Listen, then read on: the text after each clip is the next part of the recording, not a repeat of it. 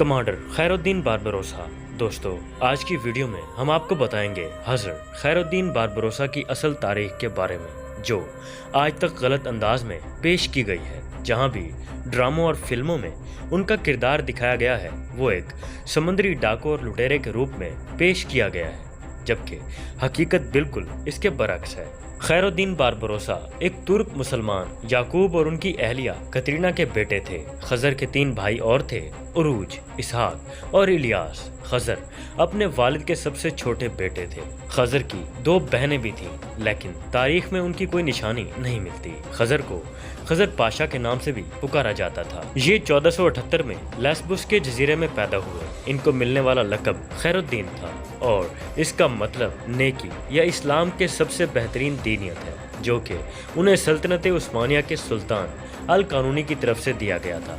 और हज़र के नाम के साथ बारबरोसा इसीलिए लगाया गया क्योंकि उनकी सुर्ख दाढ़ी थी, और बारबरोसा का मतलब तुर्की में सुर्ख दाढ़ी वाला है। ये नाम उन्हें उनके भाई अरूज से विरासत में मिला। खजर ने अपने बड़े भाई अरूज के साय में तरबियत पाई और फिर वो उन्हीं की तरह समुद्री मलाह बन गए। खैरुद्दीन बारबरोसा को सारी शोहरत तब मिली जब उन्होंने मुसलमान मुहाजिरीन को हिस्पानिया से शुमाली अफ्रीका बहिफाजत पहुंचाया, और ये काम वो 1504 से 1510 ईस्वी तक सरंजाम देते रहे। लेकिन अपने तीनों भाइयों के समुद्री जंगों में शहीद हो जाने के बाद भी खैरुद्दीन बारबरोसा ने अपने और अपने भाइयों के मकसद और महाज को जारी रखा। खैरुद्दीन बारबरोसा का असल मकसद मुसलमानों को दुश्मनों से बचाना और सामान को बहरी लुटेरों से बचाकर एक जगह से दूसरी जगह बहिफाजत मुंतकिल करना था। खैरुद्दीन बारबरोसा मुसलमानों की तारीख के अहम तरीन रहनुमा थे। खैरुद्दीन बारबरोसा ने कई जगहों पर कब्जा किया